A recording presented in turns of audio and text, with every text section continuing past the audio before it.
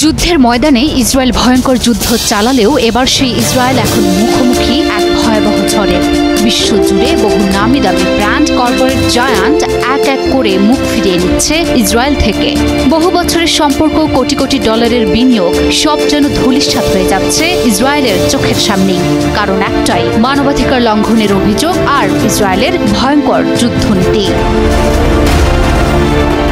বাণিজ্যিক দুনিয়া আর নিরপেক্ষ নেই। যেখানে একসময় ব্যবসা ছিল শুধুই লোভ লোকসানের খেলা, এখন সেখানে দেখা যাচ্ছে নৈতিকতার স্পষ্ট অবস্থান। এখন তারা প্রশ্ন তোলে, অবস্থান নেয় আর প্রয়োজনে শাস্তি দেয়। এবার সেই শাস্তির মুখোমুখি যুদ্ধবাজ ইসরায়েল। বহু কোম্পানি ইসরায়েলে একে একে গুটিয়ে নিচ্ছে তাদের ব্যবসা। স্পেন, নরওয়ের মতো দেশগুলো সরিয়ে নিচ্ছে বিনিয়োগ। আবার কেউ স্পষ্ট জানিয়ে দিচ্ছে, আমরা ইসরায়েলের সঙ্গে নেই। এতেও ক্ষান্ত নন তারা, অন্যদেরও উৎসাহ দিচ্ছে বিনিয়োগ বন্ধ করতে। এই বয়কট স্ট্র্যাটেজি শুধু বাজারেই নয়, আঘাত হানছে ইসরায়েলের অর্থনীতি, ভাবমূর্তি ও কূটনৈতিক বন্ধুত্বেও। স্পেনের বিখ্যাত স্টিল উৎপাদনকারী প্রতিষ্ঠান সুইডেনর ঘোষণা দিয়েছে তারা আর 1 টন স্টিলও পাঠাবে না ইসরায়েলে। সব ধরনের বাণিজ্য বন্ধ। সংবাদ মাধ্যম সংস্থা আনাদোলু এ তথ্য জানিয়েছে। মূলত ইউরোপে ইসরায়েলের সামরিক আগ্রাসনের সবচেয়ে কড়া সমালোচক দেশগুলোর মধ্যে স্পেন অন্যতম, এবং দেশটির সরকার ইসরায়েলের সঙ্গে বাণিজ্যিক সম্পর্ক ছিন্ন করতে কোম্পানিগুলোকে উৎসাহ দিচ্ছে। এর আগে গত মাসে আয়ারল্যান্ডের প্রকাশনা সংস্থা দ্য ডিচ একটি প্রতিবেদনে জানায়, 2023 সালের আগস্ট থেকে শুরু করে টানা 10 মাসে সুইডেনের ইসরায়েলি অস্ত্র প্রস্তুতকারী প্রতিষ্ঠান IMI সিস্টেমসের কাছে 1207 টন স্টিল বার রপ্তানি করেছে। সেই স্টিল ব্যবহার হয়েছিল যুদ্ধ যন্ত্র বানাতে, মানুষ মারতে। তবে এখন ইউরোপের অন্যতম বৃহৎ স্টিল উৎপাদনকারী প্রতিষ্ঠান হিসেবে খ্যাত বাস্ক ভিত্তিক সুইডেনের ঘোষণা দিয়েছে তারা ইসরায়েলের কাছে আর কোনো স্টিল পণ্য বিক্রি করবে না।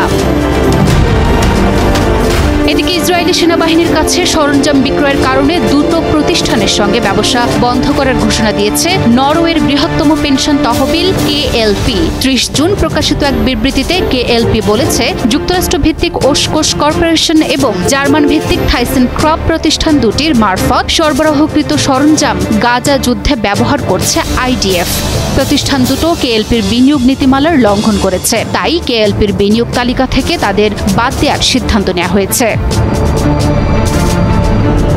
এখন প্রশ্ন হলো, এই প্রতিষ্ঠান দুটি আসলে কি করে? ওসকোস কর্পোরেশন মূলত ট্রাক এবং সামরিক বাহন তৈরিতে বিশেষজ্ঞ। অন্যদিকে জার্মানির থাইসেন ক্রপ এলিভেটর থেকে শুরু করে যুদ্ধ জাহাজের মেশিনারি সব ধরনের উৎপাদনের সঙ্গে জড়িত। KLPর তথ্য অনুযায়ী চলতি বছরের জুন পর্যন্ত ওসকোসে $18 লাখ এবং থাইসেন ক্রপে $10 লাখ বিনিয়োগ ছিল। কিন্তু এখন এই বিশাল বিনিয়োগ থেকে নিজেদের গুটিয়ে নিচ্ছে KLP।